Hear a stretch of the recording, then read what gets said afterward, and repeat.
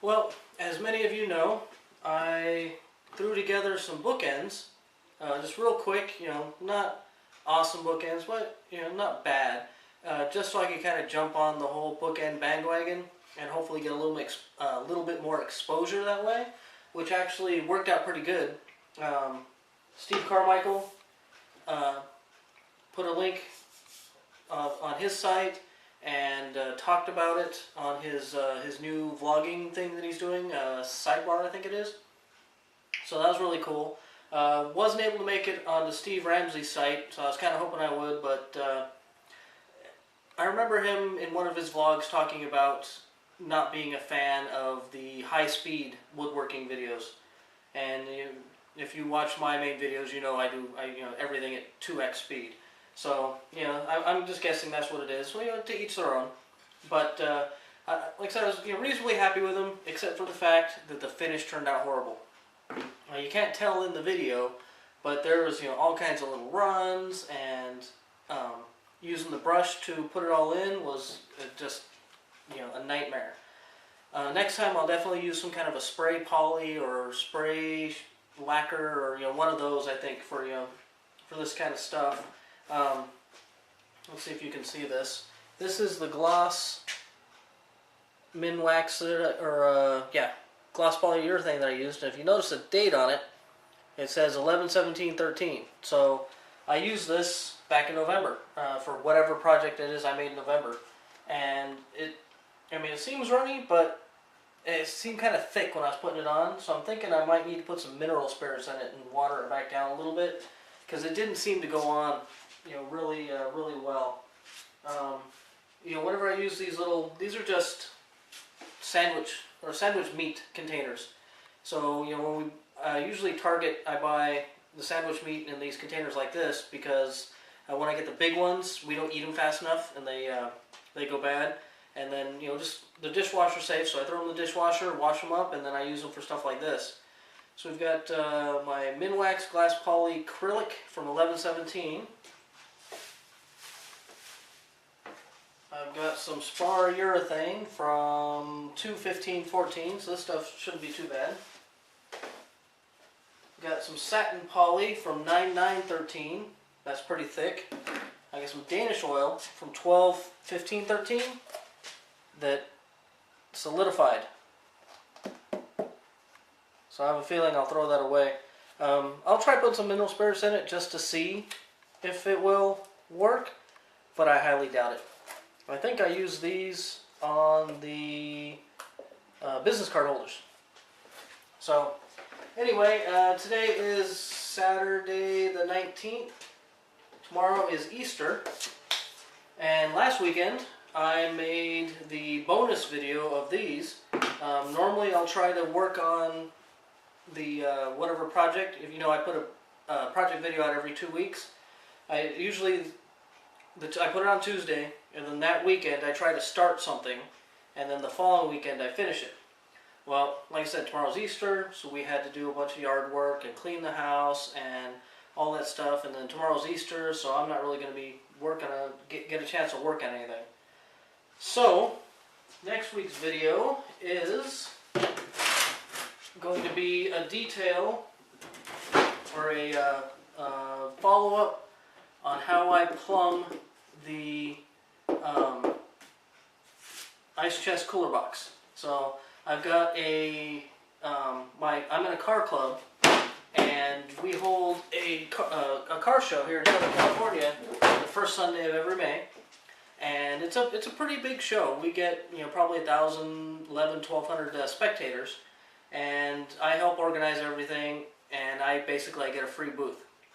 Usually I do photography, pictures and stuff from car shows, because I do an online magazine for car shows. So usually I do a photography booth and have pictures from other shows that I've been to.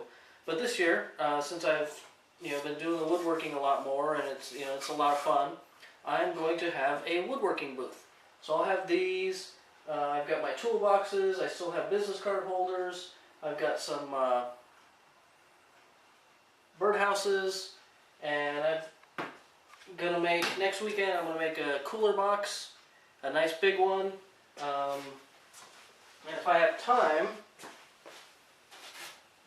going to try to make some small cooler boxes for these ice chests. So it all just depends on what I can get done.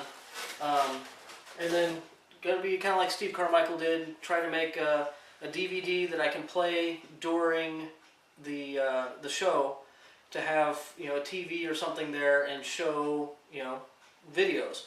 So, I mean, hopefully I can, you know, sell some stuff, which, you know, always nice when I can make some money.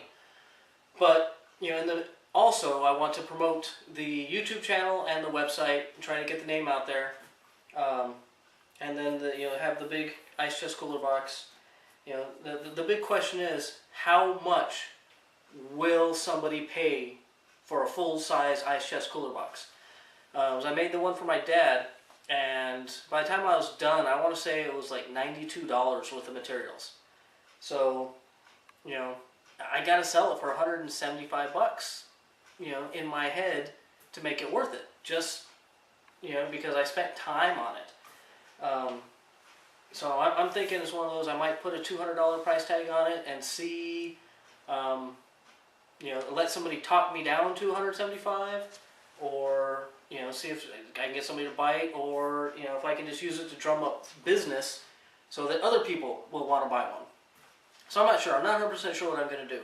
I mean, you know, what do you guys think it's worth? You know, down in the comments, put, you know, hey, how much would you pay for one of these cooler boxes? I'm going to leave this one rough. It's going to be the cedar boards, the fence pickets, the plumbing is going to have the good metal handles, but I'm not going to stain it. I'm not going to paint it. I'm not going to finish it. I'm just going to leave it rough. And, you know, see, kind of leave it like that, and then tell people, hey, look, you know, I can put a finish on it. I can do this. I can do that for an extra charge. But, you know, I don't know. This is my first booth, so we'll find out. Oh, and the airplane swing. I cut all the pieces for 2, so I'm going to put another one of those together over the next couple of weeks, and that will also be at the booth. It's going to be an easy up, so I'm going to set it all up like it was hanging, but not actually, you know, so it'll be sitting on the table, but the ropes will be hanging up to the top of the easy up, so that it looks, you know, you can see what it looks like with the ropes, and it has the ropes, so all you need to do is put 2, you know, eyelets in something, and boom, you got yourself a swing.